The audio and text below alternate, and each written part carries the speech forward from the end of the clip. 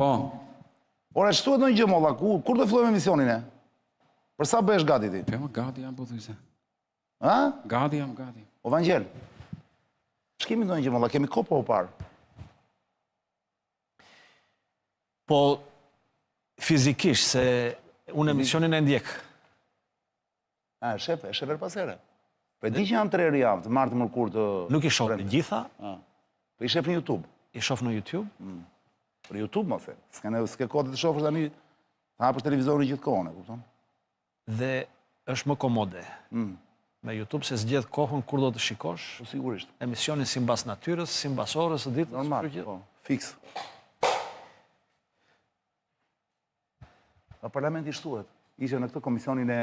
Kemi komisionin, janë këto dëgjesat me kryetarët e bashkive. Që komisioni, është zgjedhore apo territorial? Territorial, reforma territoriale. Je në atë komision ti? Po. Po ti atje me grupin e opozitës? Me grupin e opozitës. Po të zgjedhorja je? Jo. Po pse? E përfaqëson, ne kemi një grupim parlamentar, e përfaqëson Fatmir Mediu. Dakord. Njeri jemi tek reforma territoriale administrative, njeri tek reforma zgjedhore. Po të kjo territoriale, po të administrative, territoriale, kush është nga PD-ja? Është Luciano Boçi, që është bashkëkryetar. Dakord. Po Luciano Boçi nuk është e zgjedhorja, jo? Jo, është Oert Bilikbashi është tek zgjedhorja. Dakord, e kuptova.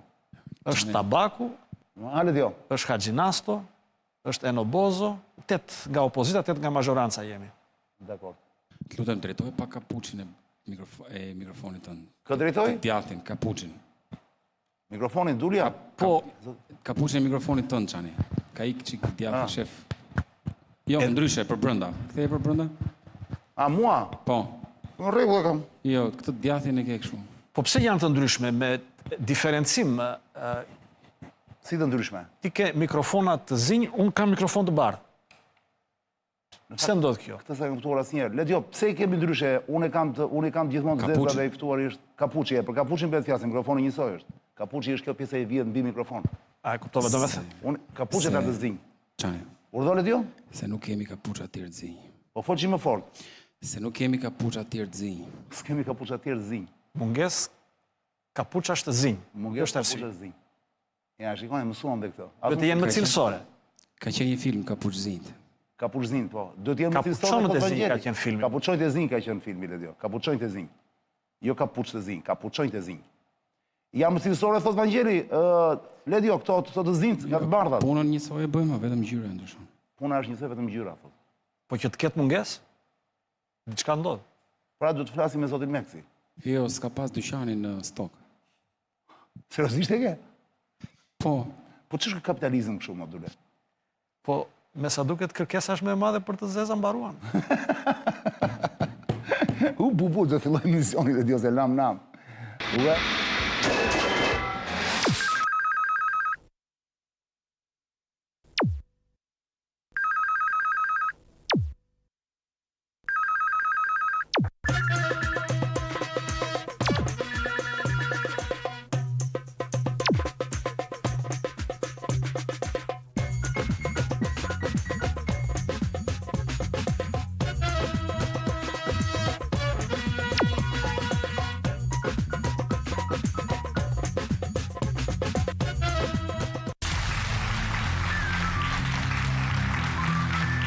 Përshëndetje toksor, përshëndetje toksore, ju sa po keni mbritur, jemi live këtu në MSNTV në këtë një pjesë të parë të emisionit tim Zonë e Lirë. Një emision që ka filluar 23 vjet më parë, sot është episodi 1085, zonja zotrinj. Mund ta ndiqni këtë emision për çefin tuaj, ose live në YouTube, te faqja që tregon Letjo her pas here. Mos harroni të bëni një subscribe. Po nuk e kapët live në YouTube ose në ekran, e kapni gjithmonë në të faqen që shikoni këtu poshtë. Zonë e Lirë Official në YouTube. Jeni pa fund që shkruani komente, përveç se shkruani në faqen në YouTube, ju shkruani dhe ky QR kodi i famshëm, i lezetshëm që ri këtu poshtë, një kuti magjike, ja, dhe ky këtu. Totus quhet ky QR kodi. Ja, është për pyetjet tuaja. Bëni pyetje për të ftuarit që kam unë emision.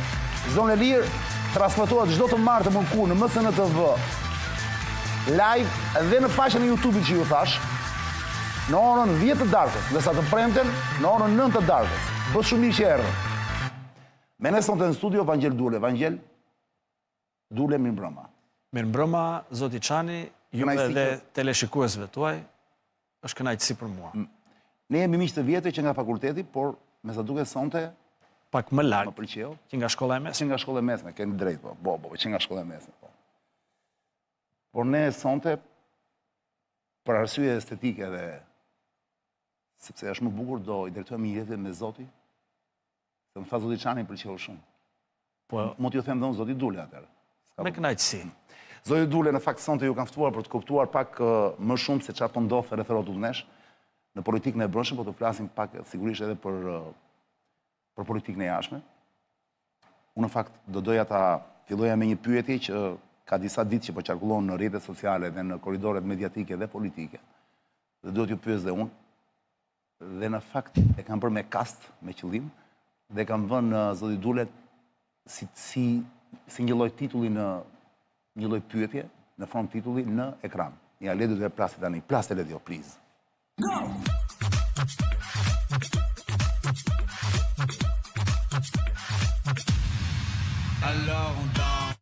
Për gjithë ju ndërkohë që jeni të rinj në moshë, mbi 18 vjeç ose dhe poshtë 18 vjeç dhe shikoni për herë të parë ose jeni në fillimet e ndjekjes së këtij emisioni, dua t'ju kujtoj që ky emision ka 23 vjet në treg, nuk ka pushuar asnjë vit, dhe ky është episodi 1085 në qoftë se unë nuk gabova kur e pash pak më parë.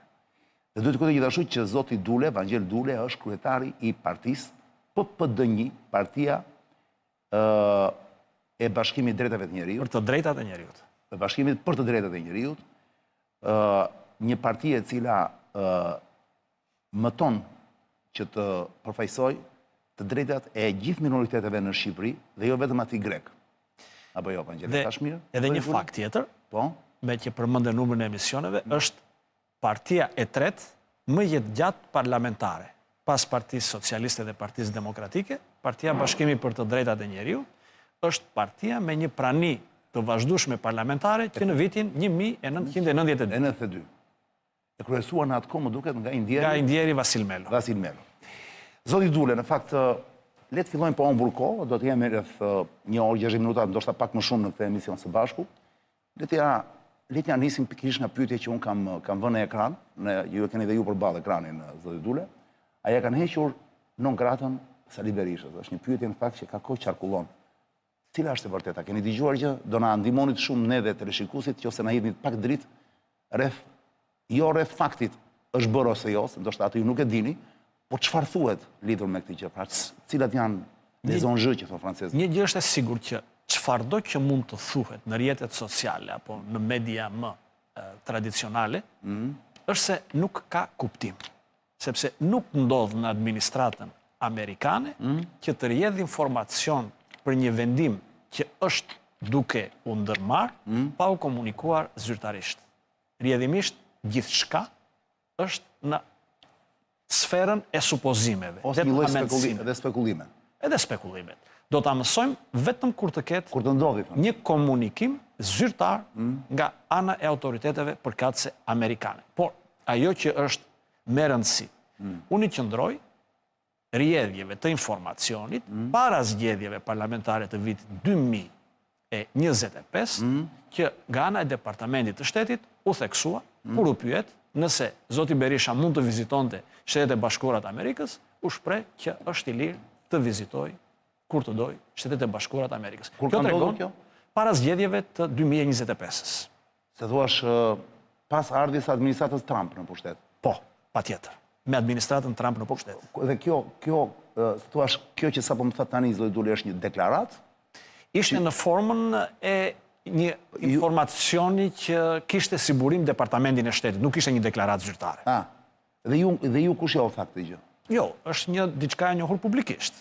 Pati jehon në media në atë periudhë. Si ka mundësi atëre që u bë kohë që nga ai moment Trumpi bëhet rreth 1 vit e gjysmë që është në Shpinën e Bardhë apo jo? Është që nga janari i vitit 2025. Po bëhet 1 vit e gjysmë pak a shumë. Si ka mundësi që zoti Berisha, nëse do e marrin të mirë këtë informacion sapo më dhat, nuk ka tentuar të shkojë? Nuk e di. Dhe nuk është një diçka që nuk ka rastisur dhe ta diskutojmë. Okej. Vetëm 2 ditë më parë, zoti Berisha, doktorit që i quajnë ndryshe, ishte në ambientet e Spakut. Dhe ju e dini që sa herë që doktori shkon atje, për të gjithë bet kjo, po sidomos për doktorin, ka njerëz që simpatizantë që shkojnë, që i ashtu, dhe duke dalë më duket, jo duke hyrë, duke përshëndetur gazetar me i buzëqeshje, tha, do të kemi lajm, kemi një lajm. Dhe të gjithë menduan që ai i referoi pikërisht kësaj që ne kemi hedhur në ekran sot, që kemi vënë në ekran. Ju besoj e pat të gjë, ju bëri përshtypje? Jo, pash disa deklaratat të tjera të pjeshme, nuk e ndoqja të gjithë. Jo, kjo nuk ishte deklarat, bile. Kjo tha, o duke hyrë, o duke dalë, këtë nuk e ashtu dot, që prisni se kemi lajm të mirë, tha. Unë i qëndroj asaj që do ta kemi lajmin vetëm pasi të ketë një vendim zyrtar.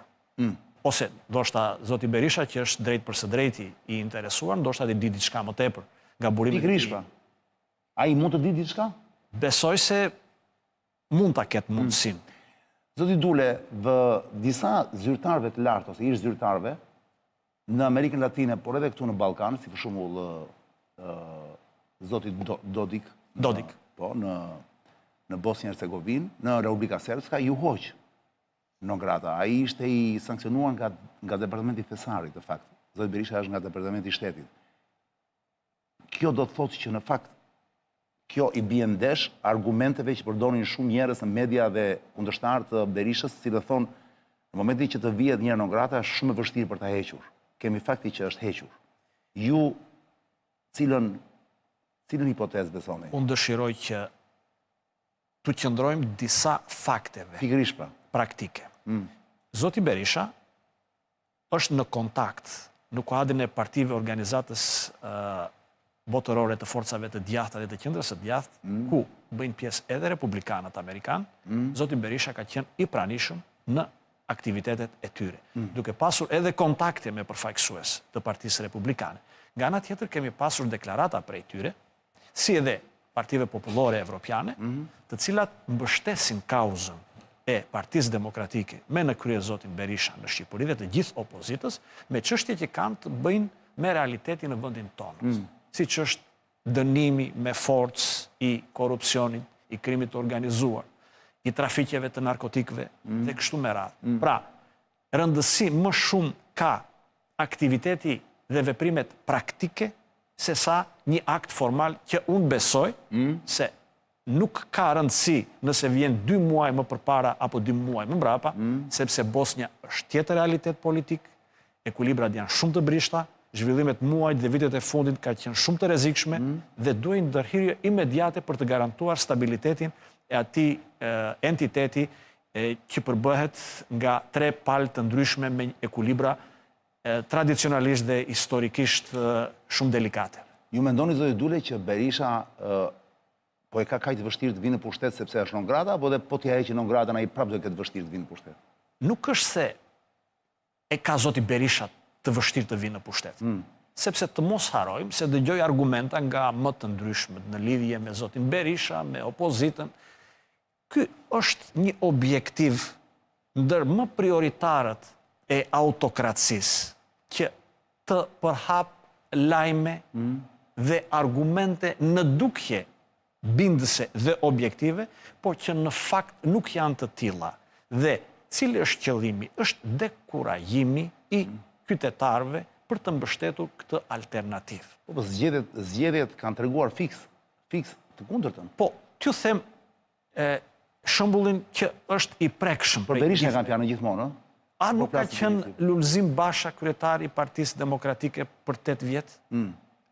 Nuk ka pasur ndonjë penalizim nga shtetet, sankcionim nga Shtetet e Bashkuara të Amerikës, as nga ndonjë shtet tjetër. Madje Lulzim Basha, kur ishte ministër i jashtëm, konsiderohej si një yll në ngjitje. Yll në ngritje, po. Jo vetëm në politikën tonë, por edhe në atë rajonale. Ne kam dëgjuar personalisht vlerësime të kësaj natyre nga ambasador shumë influencial të vendeve të fuqishme të Bashkimit Evropian. Po ja që nuk ndodhi as në periudhën që e drejtonte Partinë Demokratike dhe opozitën Lulzim Basha dhe kishte mbështetje edhe europiane edhe më gjërë. Ne kemi një problem tjetër, që është problemi esencial i vendit. Ne nuk kemi rregulla demokratike, loje të aplikueshëm. Do vim te kjo pikë, po të mbaroj mirë me këtë fabulën e Berishës. Po. Sipas jush, zoti Dule, Sali Berisha sot, a është më kali ku faktorët e rëndësishëm të biznesit dhe më gjerë se kaq, dhe faktorën ndërkombëtar mund të hedhin bas se shfitues?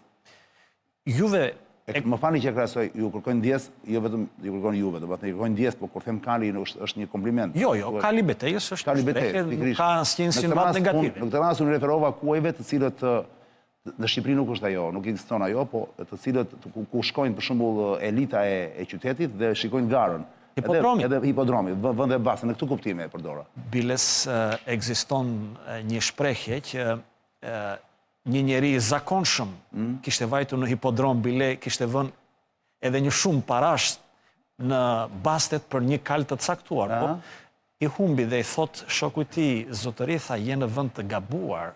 Ky nuk është vend për njerëz si ty, këtu është vend për fisnikët. Hipodromi gjithmonë ka qenë... Prandaj thash elita e qytetit shkon aty. Gjithmonë për elitar. Pra, shikoni... Pra pyetja është, mendoni që ka akoma elit që mund të vëj bas mbi kalin me emrin Sali Berisha? Nuk ka elit. Dhe përjedhoj nuk është simbolike që them elit, po. Çdo gjë në mënyrë kapilare është e kapur. Jemi një shoqëri e vogël dhe bëjmë gjithmonë një gabim. Kemi iluzione dhe themi se po të jetë zoti Çani, po të jetë zoti Berisha. Mos harroni, personalisht i kam jetuar. Pas humbjes të atyre zgjedhjeve të kontestuara të vitit 2011, zotit Rama në Bashkinë e Tiranës, dhe po e them të kontestuara, ajo që po ndodhi. I gjithë shtypi i majt dhe i qendrës së majt, përfshirë edhe gazeta që e kishën mbështetur fuqimisht, me tituj të faqes së parë thoshin se ky njeri nuk mund ta çonte opozitën e atëhershme në pushtet. Dhe kjo ishte e përhapur edhe në radhët e Partisë Socialiste, edhe të aleatëve të Partisë Socialiste, edhe më gjerë, po ja që u provua se erdhi në pushtet. Por, kemi një ndryshim në situatat e sotme. Cili është ndryshimi? Nuk ka më vullnet për zgjedhjet e lira në Shqipëri. Zoti Çani, zgjedhjet e lira nuk janë kode zgjedhore. Nuk janë komisione zgjedhore. Nuk është as shitblerja e votës si kryesore. Këto janë fenomene të cilat kanë problemet e tyre dhe pasojat e tyre.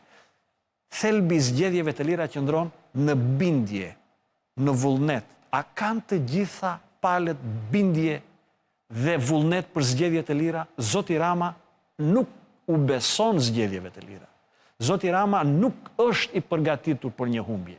Nuk është i predispozuar t'i hapi rrugën rotacion. Që do thot, me ose pa Berishën, situata do jetë njësoj, thoni ju. Situata do të jetë njësoj dhe mund të ketë edhe më keq, siç pati edhe më keq. Pra, argumenti që përdorin një pjesë e madhe e elitave mediatike dhe politike në Shqipëri që thonë që Rama është fitus më së shumti edhe sepse në përballë ka Berishën, por ju nuk qëndron. Rama është fitus jo më së shumti, por më së ploti, për arsye se në Shqipëri nuk bëhen zgjedhje dhe sfida të cilën u a them sistematikisht edhe kolegëve të mi, por edhe kolegëve tuaj gazetar, është që të përcaktojmë, ne duhet të gjejmë një term.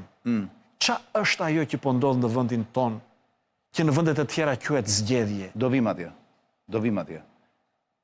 Ora është 22:19 minuta, zoti Dule, ne do bëjmë një xhiro të vogël, do ikim të furnizohemi pak dhe do rikthehemi sepse kam pyetje të tjera për ju sonte.